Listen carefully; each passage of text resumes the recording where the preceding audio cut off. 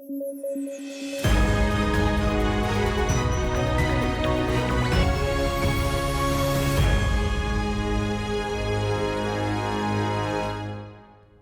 News at 9 programme में आपका स्वागत है। मैं हूं अमृत उपाध्याय। आइए जल्दी से देखें आज की हेडलाइंस।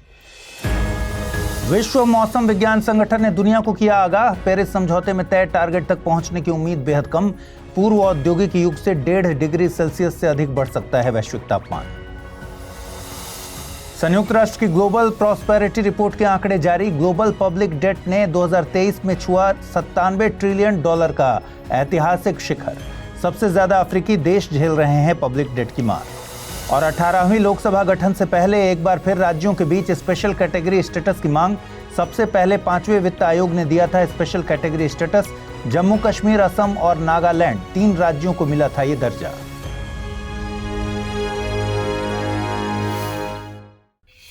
लोकतंत्र में चुनाव हर किसी के लिए कुछ न कुछ अवसर जरूर लाता है। भारत में 18वीं लोकसभा के गठन के लिए चुनावी परिणाम जारी हो चुके हैं। इसमें कोई भी सिंगल पार्टी बहुमत के आंकड़े को नहीं छू पाई है। तो ऐसे में गठजोड़ की राजनीति शुरू हो गई है, जिसमें समर्थन पाने वाली पार्टी के सामने समर्थन देने वाले दलों ने अपनी कुछ कंडीशंस रखी हैं। इन्हीं कंडीशंस में से एक है विशेष राज्य का दर्जा पाना, जो पिछले कुछ दिनों से काफी चर्चा का विषय बना हुआ है। अब आपके मन में सवाल आना चाहिए कि राज्यों से जुड़ा स्पेशल कैटेगरी स्टेटस होता क्या है, या किन राज्यों को दिया जा सकता है, उसका आधार क्या होगा और इसका दर्जा मिलने पर क्या लाभ हो सकता है। चलिए सबसे पहले स्पेशल कैटेगरी स्टेटस को जान लेते हैं। यह केंद्र द्वारा उन राज्यों के विकास में सहायता के लिए दिया गया या किया गया एक वर्गीकरण है जो भौगोलिक या सामाजिक आर्थिक रूप से पिछड़े हैं। यहां ध्यान रखना है कि भारतीय संविधान में ऐसा कोई प्रावधान नहीं है, न ही संविधान में किसी राज्य को दूसरे राज्य की तुलना में स्पेशल ट्रीटमेंट देने का प्रावधान है। दरअसल इसकी शुरुआत 1969 में 5वें वित्त आयोग की सिफारिशों से होती है, जो गाडगिल फॉर्मूले पर आधारित थी। इसके तहत 3 राज्यों, तत्कालीन जम्मू कश्मीर, असम और नागालैंड को विशेष राज्य का दर्जा दिया गया। इन तीनों ही राज्यों को विशेष दर्जा देने का कारण इन राज्यों का सामाजिक, आर्थिक और भौगोलिक पिछड़ापन था। इसके बाद कुछ और राज्यों को इस सूची में शामिल किया गया। इन राज्यों को विशेष राज्य का दर्जा तत्कालीन राष्ट्रीय विकास परिषद द्वारा दिया गया था। अब बात करते हैं कि यह दर्जा किन राज्यों को मिल सकता है या किन्हें दिया जा सकता है। वे राज्य जहां पहाड़ी और दुर्गम इलाके हों, कम जनसंख्या घनत्व हो या आदिवासी आबादी का बड़ा हिस्सा निवास करता हो, अंतर्राष्ट्रीय सीमाओं पर सामरिक स्थिति हो, आर्थिक और ढांचागत पिछड़ापन हो और राज्य के वित्त की अनस्टेबल प्रकृति हो, तो फिर स्टेटस दे सकते हैं। इन आधारों पर अमूमन विशेष राज्य का दर्जा दिया जाता है। इसके लाभों की बात करें तो विशेष राज्य का दर्जा मिलने का मतलब क्या है? मतलब है केंद्र से राज्य सरकार को मिलने वाली अनुदान राशि में सीधे तौर पर बढ़ोतरी होना। जैसे विशेष श्रेणी के राज्यों को प्रति व्यक्ति अनुदान 5,573 करोड़ रुपए प्रति वर्ष है, वहीं किसी और सामान्य राज्य के लिए यही अनुदान, जैसे आंध्र प्रदेश के लिए, केवल 3,428 करोड़ रुपए है। इसके अलावा केंद्र सरकार विशेष श्रेणी के राज्यों में केंद्रीय योजनाओं के लिए 90% तक धन मुहैया कराती है, जबकि अन्य राज्यों में यह राशि 70% तक हो सकती है। वहीं इसके कुछ और लाभों में आयकर छूट है, सीमा शुल्क की माफी है, एक निश्चित अवधि के लिए कॉरपोरेट टैक्स पर छूट है, जीएसटी से संबंधित रियायतें भी हैं और अन्य छूट भी शामिल हैं। यही कारण है कि अधिकतर राज्य स्पेशल कैटेगरी स्टेटस की मांग करते रहते हैं। हालांकि 14वें और 15वें वित्त आयोग की सिफारिशों और योजना आयोग के विघटन के बाद से स्थिति बदल गई है। अब विशेष राज्य का दर्जा प्राप्त राज्यों को यह सहायता सभी राज्यों के लिए जो वितरण या विभाज्य पूल फंड है, डिविजिबल पूल फंड्स के एक बड़े हस्तांतरण में शामिल कर दिया जाता है। डिविजिबल पूल कर राजस्व का वो हिस्सा होता है जिसे केंद्र और राज्यों के बीच वितरित किया जाता है। इसमें सभी प्रकार के टैक्स शामिल होते हैं, लेकिन किसी खास मकसद के लिए लगाए गए सरचार्ज यानी अधिभार, सेस यानी उपकर और नेट ऑफ कलेक्शन चार्जेस को इससे बाहर रखा जाता है। चलिए अगली खबर देखते हैं। दोस्तों, ये बात किसी से नहीं छिपी कि इस साल गर्मी पिछले कुछ सालों में सबसे अधिक रही। खासकर इस साल का मई महीना तो अब तक का सबसे गर्म महीना दर्ज हुआ। इसे WMO यानी विश्व मौसम विज्ञान संगठन ने मानव जीवन के लिहाज से खराब संकेत बताया है। दरअसल WMO ने हाल ही में एक रिपोर्ट जारी की है और इस रिपोर्ट में बताया गया है कि अगले 5 वर्षों में पेरिस समझौते में तय 1.5 डिग्री सेल्सियस टारगेट तक पहुंचने की संभावना बेहद कम दिख रही है, जबकि इसके उल्लंघन की 80% तक आशंका है। रिपोर्ट ने इस बात की भी 86% संभावना जताई है कि आने वाले 5 सालों में से एक साल ऐसा होगा जिसमें तापमान 2023 से भी अधिक पहुंच जाएगा। 2023 को अब तक का सबसे गर्म साल दर्ज किया गया है। जैसा कि हमने पहले भी जिक्र किया, WMO ने इस बात की आशंका जाहिर की है कि आने वाले 5 सालों यानी 2024 से लेकर 2028 तक की अवधि में वैश्विक तापमान का औसत पूर्व औद्योगिक युग से 1.5 डिग्री सेल्सियस से अधिक हो जाएगा। इसी अवधि में प्रत्येक वर्ष के लिए वैश्विक औसत सतह तापमान 1850 से 1900 की आधार रेखा से 1.1 डिग्री सेल्सियस और 1.9 डिग्री सेल्सियस से अधिक होने का अनुमान है। वहीं यूरोपीय संघ की कोपरनिकस जलवायु परिवर्तन सेवा के अनुसार पिछला वर्ष 1991 से 2020 के औसत से 0.6 डिग्री सेल्सियस अधिक गर्म था और 1850 से 1900 के पूर्व औद्योगिक स्तर से 1.48 डिग्री सेल्सियस अधिक गर्म था। आपके दिमाग में पेरिस समझौते को लेकर कंफ्यूजन हो रहा होगा। खैर, एकदम आसान भाषा में कहें तो यह जलवायु परिवर्तन से निपटने के लिए एक अंतर्राष्ट्रीय समझौता है। इसे 12 दिसंबर 2015 को फ्रांस की राजधानी पेरिस में आयोजित COP21 में 196 पक्षकारों द्वारा अपनाया गया था और 4 नवंबर 2016 को इसे लागू किया गया। इसका मुख्य मकसद वैश्विक औसत तापमान को औद्योगिकीकरण के पूर्व के तापमान स्तर से 2 डिग्री सेंटीग्रेड से अधिक नहीं होने देना है तथा तापमान वृद्धि को पूर्व औद्योगिक स्तरों से 1.5 डिग्री सेल्सियस तक सीमित रखने का प्रयास करना है। इसके अलावा पेरिस समझौते में एक तंत्र स्थापित किया गया है जिसके तहत प्रत्येक देश राष्ट्रीय स्तर पर निर्धारित योगदान यानी NDC प्रस्तुत करता है और इसे अधिकतम 5 वर्ष के गैप के बाद प्रस्तुत किया जाना चाहिए। अब यदि हम पेरिस जलवायु समझौते और भारत की बात करें तो भारत ने इस पर 2016 में हस्ताक्षर किए थे और भारत का लक्ष्य 2005 के स्तर की तुलना में 2030 तक उत्सर्जन को 33 से 35% तक कम करना है। साथ ही भारत का लक्ष्य 2030 तक अतिरिक्त वनों के माध्यम से 2.5 से 3 बिलियन टन तक कार्बन डाइऑक्साइड के बराबर कार्बन सिंक बनाना है। हिंदी माध्यम से यूपीएससी की तैयारी करते हैं आप तो स्टडी IQ-IAS हिंदी के प्रीलिम्स टू इंटरव्यू बैच यानी P2I बैच के बारे में तो जानते होंगे। अगर नहीं जानते तो मैं बताता हूँ। देखिए, P2I बैच में मिलता है 1000 घंटों से ज्यादा की लाइव क्लासेस, PT और मेंस के लिए test series, crash course, daily current affairs और CSET क्लासेस, हर विद्यार्थी के लिए personal mentor, daily answer writing, PT pass करने पर निःशुल्क आवासीय कार्यक्रम ज्वाइन करने जैसे बहुत सारे फीचर्स। तो अमृत लाइव कोड यूज कीजिए। 10 जून से शुरू हो रहे बैच में लीजिए एडमिशन और कोई कंफ्यूजन हो तो amrit@studiiq.com पर मेल कर दीजिए मुझे। चारवाक दर्शन की ये लाइन तो आपने सुनी ही होगी कि जब तक जियो सुख से जियो, ऋण लेकर घी पियो। लेकिन किसी समाज या राष्ट्र के लिए यह दर्शन उसे पतन की ओर ले जाता है क्योंकि समाज या राष्ट्र की आयु नहीं होती। ऐसा हम इसलिए कह रहे हैं क्योंकि संयुक्त राष्ट्र व्यापार एवं विकास संगठन ने एक रिपोर्ट जारी की है और इस रिपोर्ट में संयुक्त राष्ट्र ने वैश्विक समृद्धि पर बढ़ते ऋण बोझ पर अलर्ट जारी किया है। A world of debt, a growing burden to global prosperity शीर्षक वाली इस रिपोर्ट में वैश्विक सार्वजनिक ऋण में वृद्धि पर प्रकाश डाला गया है जो वर्ष 2023 में $97 ट्रिलियन के ऐतिहासिक शिखर पर पहुंच गया है और यह पिछले वर्ष की तुलना में $5.6 ट्रिलियन अधिक है। इस ऋण बोझ का सबसे अधिक प्रभाव अफ्रीकी देशों पर पड़ा। रिपोर्ट के अनुसार 60% से अधिक डेट टू GDP रेशियो वाले अफ्रीकी देशों की संख्या 2013 से 2023 के बीच 6 से बढ़कर 27 हो गई है।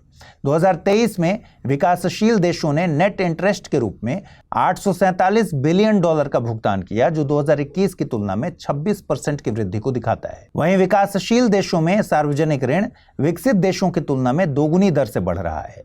इन विकासशील देशों में सबसे पहला स्थान चीन का आता है, उसके बाद भारत, ब्राजील और मैक्सिको का नंबर है।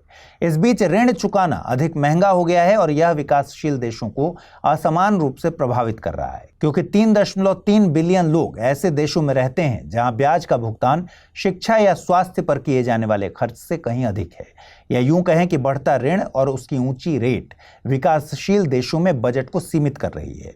इसके कई नकारात्मक प्रभाव और भी हैं, जैसे पेरिस समझौते के लक्ष्यों को पूरा करने के लिए पर्याप्त धन नहीं जुट पाना, अंतर्राष्ट्रीय स्तर पर वित्तीय ढांचे में असमानताओं को पैदा करना और यह देशों में गरीबी और असमानता को भी बढ़ा रहा है क्योंकि ऋण चुकाने वाले देश स्वास्थ्य सेवा, शिक्षा और सामाजिक कल्याण जैसी सार्वजनिक सेवाओं पर व्यय को कम कर देते हैं। अब यहाँ विशेष रूप से भारत की बात करें तो मार्च 2023 के अंत में केंद्र सरकार का ऋण 155.6 ट्रिलियन रुपए या जीडीपी का 57.1% था और भारत का public debt to GDP ratio 2005-6 में 81% से बढ़कर 2021-22 में 84% हो गया था।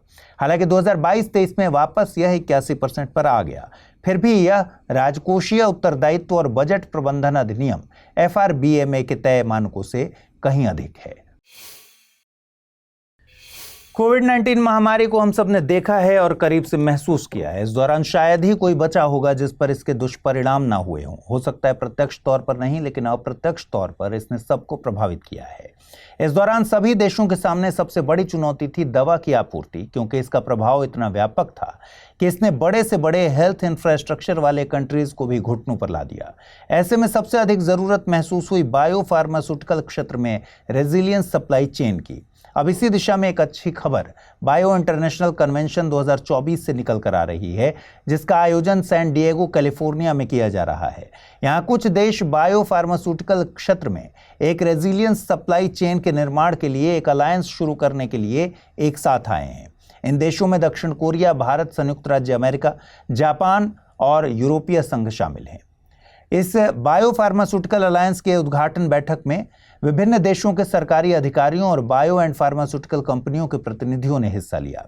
इस दौरान विश्वसनीय और सस्टेनेबल सप्लाई चेन के महत्व पर जोर दिया गया और संबंधित देशों की bio policies, regulation, research and development के उपायों को समन्वित करने पर सहमति जताई गई।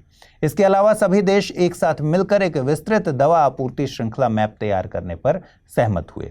एक रिपोर्ट के अनुसार दक्षिण कोरिया और अमेरिका ने दिसंबर में इस तरह के अलायंस बनाने पर सहमति दी थी और इसमें जापान, भारत और यूरोपीय संघ को शामिल करने के लिए इसका विस्तार किया था।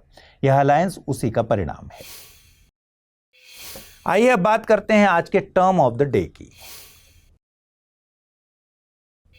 आज का टर्म ऑफ द डे है डॉक्ट्रिन ऑफ मर्जर।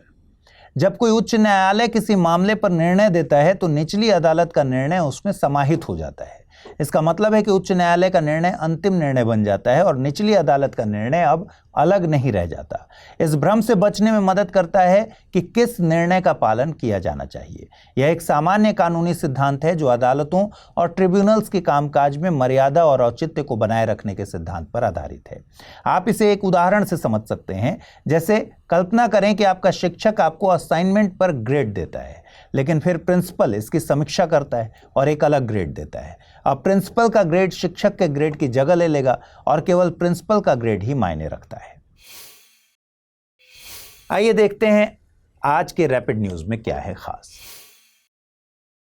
स्पेसएक्स के बाद अब बोइंग अंतरिक्ष यात्री को स्पेस में भेजने वाली दूसरी निजी कंपनी बन गई है। बोइंग का crew flight test mission NASA के 2 अंतरिक्ष यात्रियों सुनीता विलियम्स और वुच विल्मोर को लेकर फ्लोरिडा के Cape Canaveral space force station से रवाना हुआ है। एटलस 5 रॉकेट से लॉन्च इस मिशन के जरिए बोइंग कंपनी ने पहली बार स्पेस में अंतरिक्ष यात्रियों को भेजा। 58 वर्षीय सुनीता विलियम्स इस फ्लाइट टेस्ट मिशन की पायलट हैं, जबकि 61 वर्षीय विल्मोर मिशन के कमांडर हैं। भारतीय मूल की अंतरिक्ष यात्री सुनीता विलियम्स ने तीसरी बार अंतरिक्ष के लिए उड़ान भरने का रिकॉर्ड अपने नाम कर लिया है। वो बोइंग के CST-100 स्टार लाइनर अंतरिक्ष यान में अंतर्राष्ट्रीय अंतरिक्ष स्टेशन के लिए उड़ान भरने वाली पहली सदस्य बन गई हैं। साथ ही इस तरह के मिशन पर जाने वाली वे पहली महिला भी हैं। बोइंग का यह मिशन पहले कई बार प्रभावित हो चुका है। WHO ने दुनिया में बर्ड फ्लू से मौत के पहले मामले की पुष्टि की है। मरने वाला 59 वर्षीय इंसान मैक्सिको का निवासी था। उसकी मौत के लिए जिम्मेदार स्ट्रेन वर्तमान में अमेरिका में जानवरों में फैलने वाले बर्ड फ्लू स्ट्रेन से अलग है। अमेरिका में इसी साल मार्च में डेयरी फार्म्स में 3 डेयरी कर्मचारियों में H5N1 स्ट्रेन का पता चला था, जबकि मैक्सिको में हुई मौत के लिए जिम्मेदार स्ट्रेन इसका सब टाइप H5N2 है। बर्ड फ्लू को एवियन इन्फ्लुएंजा भी कहते हैं, जो एक वायरल इन्फेक्शन है। ये आमतौर पर पक्षियों से पक्षियों में फैलता है और ज़्यादातर पक्षियों के लिए जानलेवा भी होता है। ये वायरस पक्षियों की आंतों या श्वसन तंत्र पर हमला करता है और उन्हें बीमार कर देता है। कई मामलों में इससे पक्षियों की मौत भी हो जाती है। WHO के मुताबिक 1997 में हांगकांग में पहली बार किसी इंसान के इससे संक्रमित होने का मामला सामने आया था। अखिल ओडिशा हाथी जनगणना 2024 के आंकड़े जारी किए गए हैं। ताजा आंकड़ों के मुताबिक अब ओडिशा के 38 वन प्रमंडलों में हाथियों की कुल आबादी 2098 हो गई है। इससे ओडिशा में 2017 में दर्ज 1976 हाथियों में से 122 की मामूली बढ़ोतरी दर्ज हुई। ताजा जनगणना के मुताबिक राज्य के 13 वन प्रमंडलों में हाथियों की कोई आबादी नहीं पाई गई, जबकि सबसे ज्यादा 239 हाथी ढेंकनाल वन प्रमंडल में पाए गए। वहीं सिमलीपाल उत्तर, सिमलीपाल दक्षिण, बालासोर, रायरंगपुर और कुछ दूसरे प्रभागों में इसकी आबादी में गिरावट भी देखी गई है। पिछली हाथी गणना 2017 में की गई थी। 2017 के आंकड़ों के मुताबिक कर्नाटक में हाथियों की संख्या सबसे ज्यादा है।